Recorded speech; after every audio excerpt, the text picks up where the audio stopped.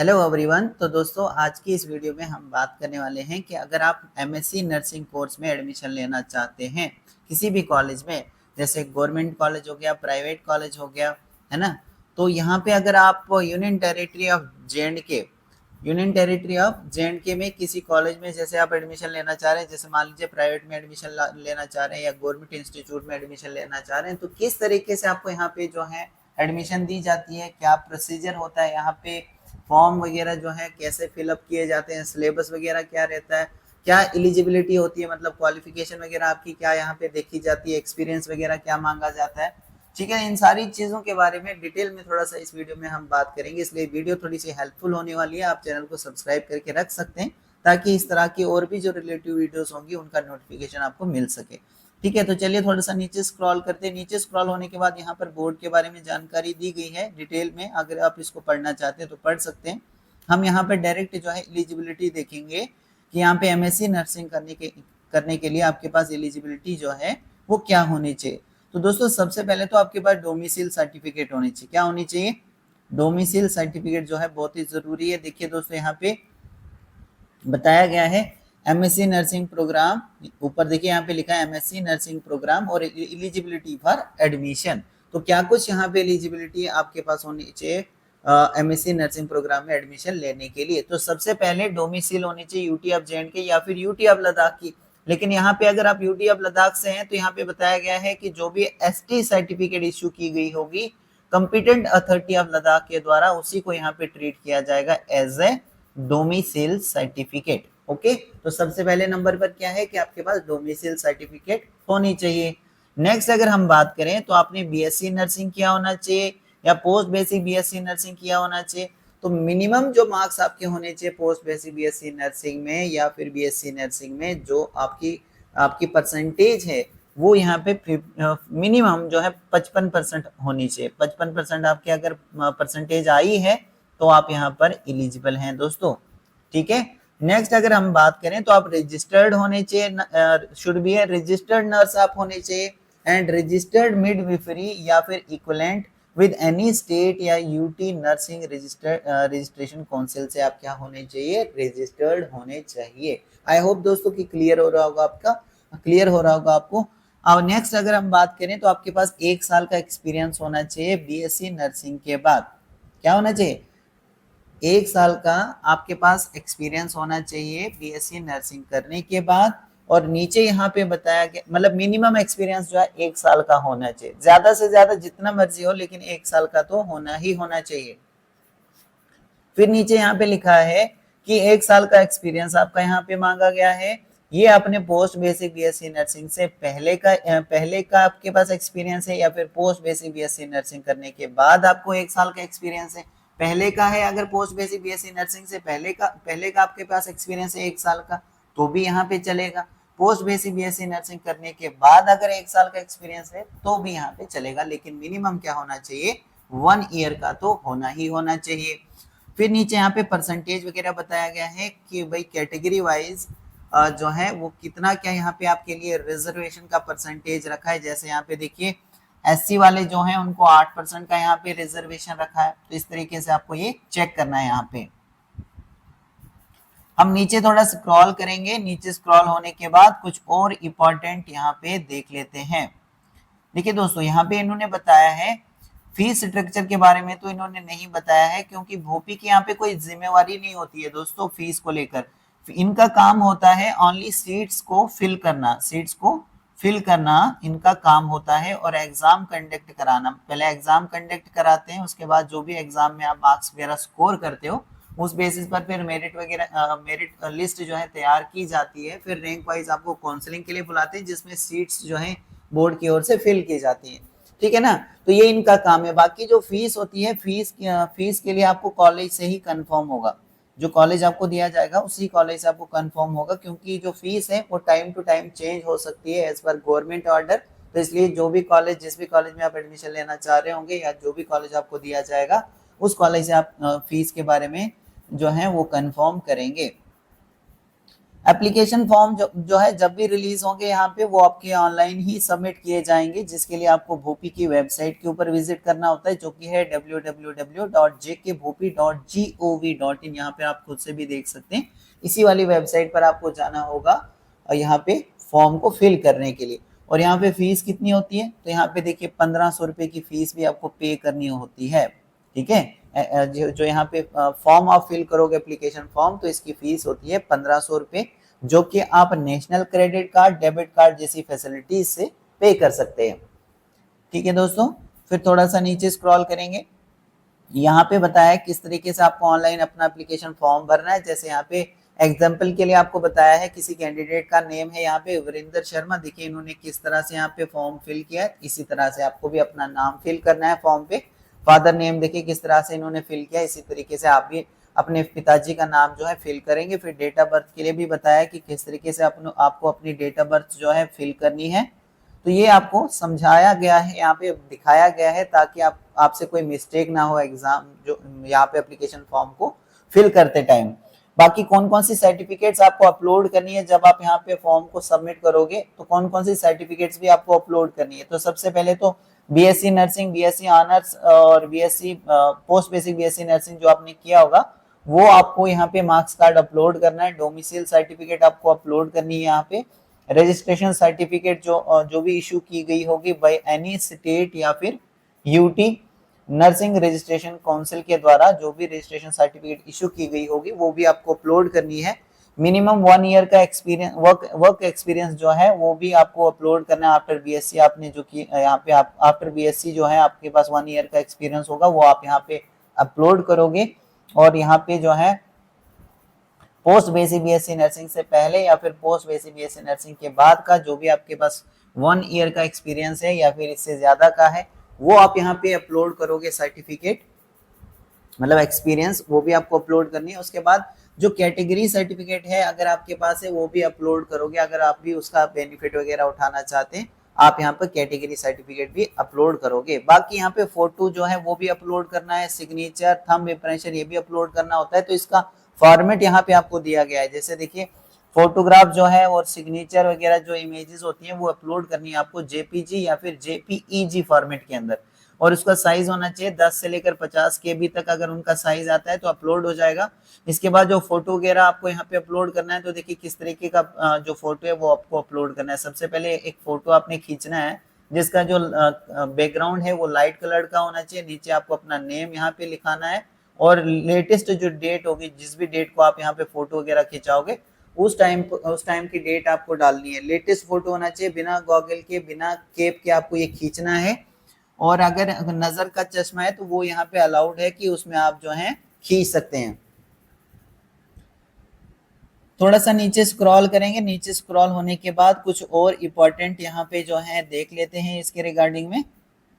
बाकी दोस्तों admit card जो है उसके बाद आते हैं, जब फॉर्म वगैरह आप फिल कर लेते हो तो उसके कुछ टाइम के बाद यहाँ पे एडमिट कार्ड वगैरह जो है वो रिलीज होते हैं बोर्ड की ओर से, और इसके लिए आपको जाना होता है बोर्ड की ही वेबसाइट के ऊपर डाउनलोड करने के लिए। यहाँ पे देखिए www.jkbhopi.gov.in है, तो इसी वेबसाइट पर आपको जाना होगा और यहाँ से आपको अपना एडमिट कार्ड वगैरह डाउनलोड करना है। और एडमिट कार्ड को डाउनलोड करके उसका प्रिंट आउट निकाल के वो आप अपने साथ में रखोगे जब आप एग्जाम देने के लिए जाओगे, क्योंकि बिना एडमिट कार्ड के वहां पे आपको अलो नहीं किया जाएगा दोस्तों। बाकी जो आपका पेपर वगैरह होगा, जो कॉमन एंट्रेंस टेस्ट बोर्ड की ओर से कराया जाएगा, इसका जो नेचर होगा ये यहाँ पे आप देख सकते हो कि इंग्लिश भाषा में वहां पे क्वेश्चंस आपके होंगे।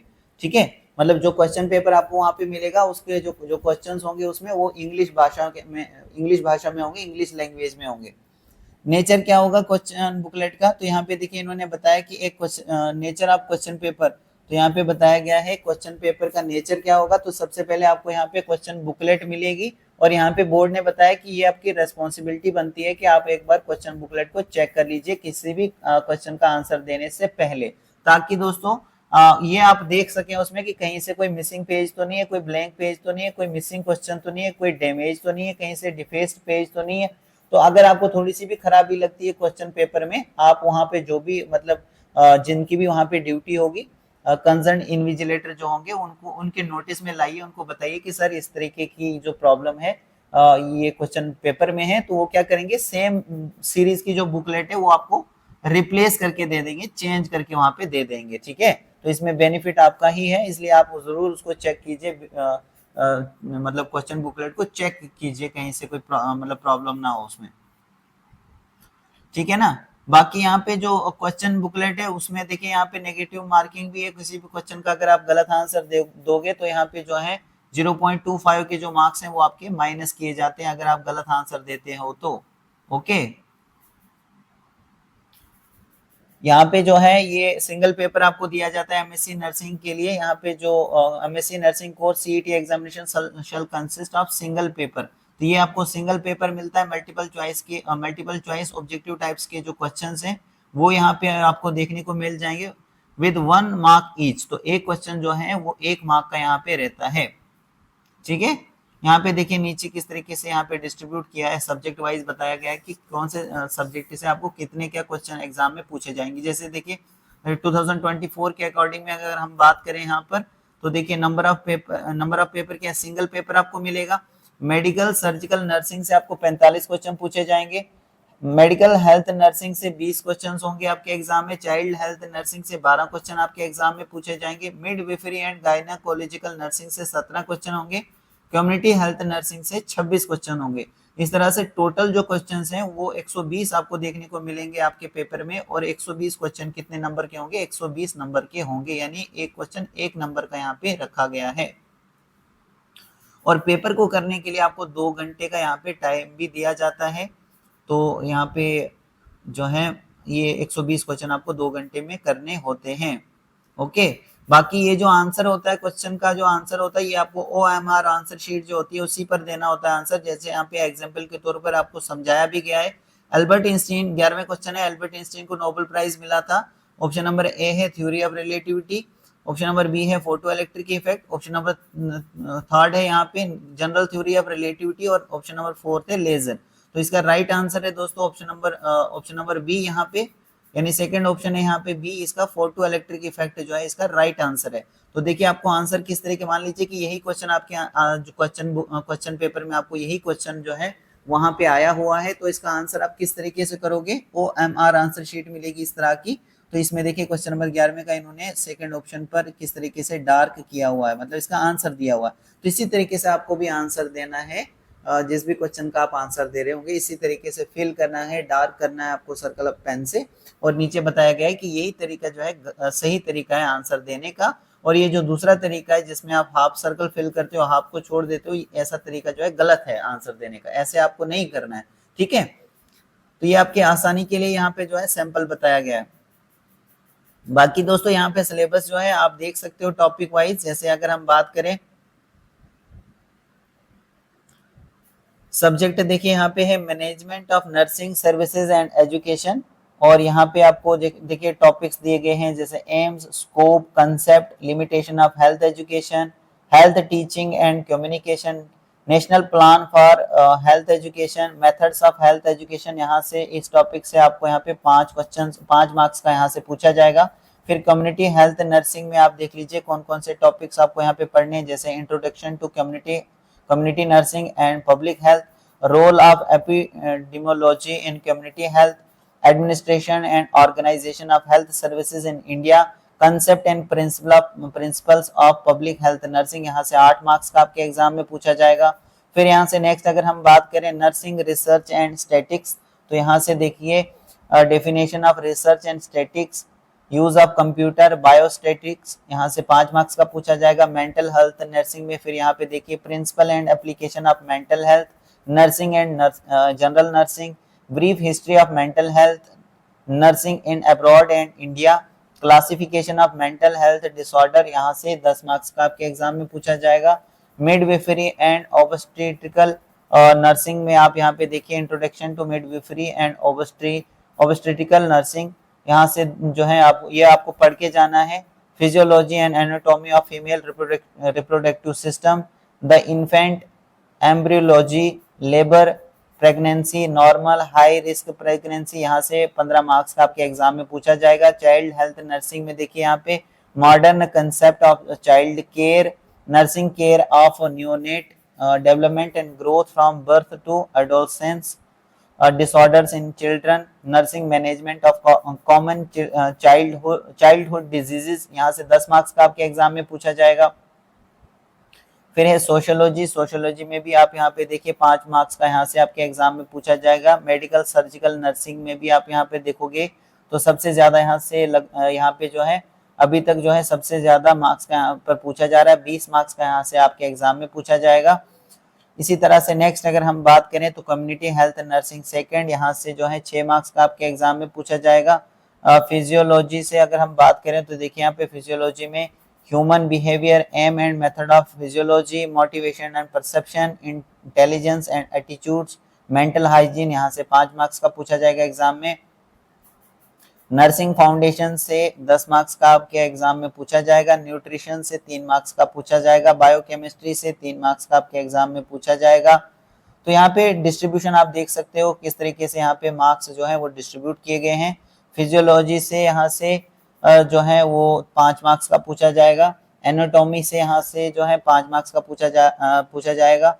माइक्रोबायोलॉजी से जो है 5 मार्क्स का पूछा जाएगा और इस तरीके से टोटल यहाँ पर जो है 120 मार्क्स का आपके एग्जामिनेशन में पूछा जाएगा। तो आपने देखा दोस्तों किस तरीके से यहाँ पे जो है वो मार्क्स वाइज जो है वो सिलेबस को यहाँ से सबसे पहले सब्जेक्ट बताया गया है, सब्जेक्ट, और आगे फिर यहाँ पे टॉपिक्स बताए गए हैं कि कौन कौन से टॉपिक्स हैं जहां से आपको कितने यहाँ पे मार्क्स का आपके एग्जाम में पूछा जाएगा।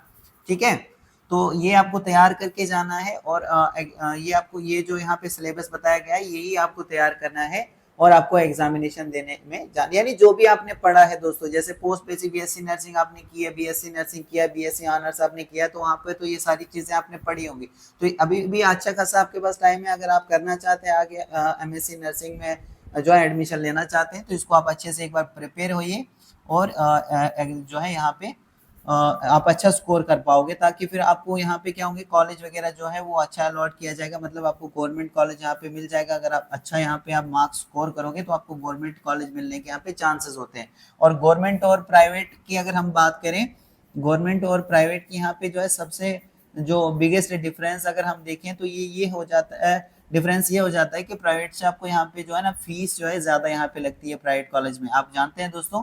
तो गवर्नमेंट कॉलेज में जो है यहाँ पे कम खर्चे के अंदर जो है आपका जो कोर्स है वो कंप्लीट हो जाएगा, आपका जो प्रोग्राम है एमएससी नर्सिंग का ये कंप्लीट हो जाएगा, क्योंकि सारे लोग यहाँ पे जो है अफोर्ड नहीं कर पाते।